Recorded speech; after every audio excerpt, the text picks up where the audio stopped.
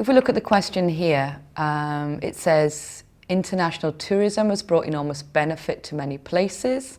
At the same time, there is concern about its impact on local inhabitants in the environment. Do the disadvantages of international tourism outweigh the advantages? So this question has two parts. The first part is the benefit brought to many places, and then you've got the negative aspects on local inhabitants and the environment.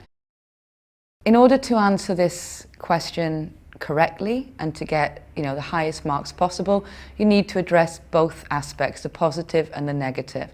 And then for this question, at the end, give your opinion. So you're looking at basically 4 paragraphs probably. An introduction to the issue. Then paragraph 1 might be the advantages to a place, and paragraph 2 might be the disadvantages to local inhabitants and the environment. And finally, a conclusion, stating your own opinion on this. Again, to get a good grade, you need to think about the 4 criteria, task response, answering the question. Cohesion and coherence, which is how clear your writing is. Is it in paragraphs? Are there a range of linking words? Vocabulary, is there a wide range? Is it correctly used? And also then grammar. Have you got a wide range of grammar, and is it mostly correct? Are you using complex sentence structures? So let's have a look at a candidate's response. So as you can see from this answer, we've got 4 paragraphs. The first paragraph is addressing the question. The second paragraph looks at the advantages. The third paragraph looks at the disadvantages, and the fourth paragraph gives an opinion. So they've answered the question well. They've answered all parts. Now if we look a little bit closer at how clear this writing is. So first of all, they've got clear paragraphs with a central topic in each paragraph. The second paragraph, as I said, is talking about advantages. It says tourism has many advantages, and it goes on to give them.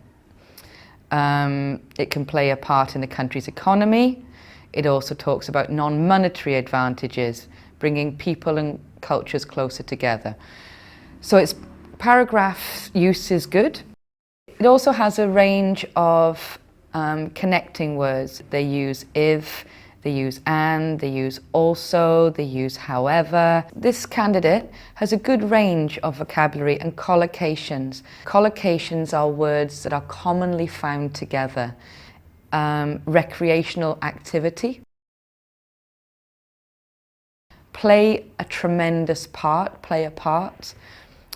Rate of exchange, monetary advantages, destroy a culture, adhere to a belief. These show a good range of collocation. The candidate's grammar is fairly well controlled for accuracy, which means that a lot of sentences are correct.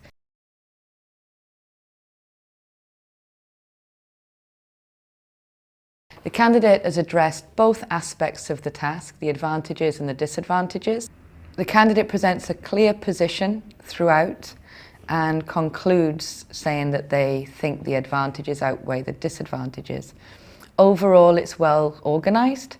The paragraphs are well structured. There's a range of connectors, linking devices, although the examiner says there could be more. There's a good range of vocabulary, although there are some inappropriate words. For example, in paragraph 3, they use deviate a culture, which is not appropriate.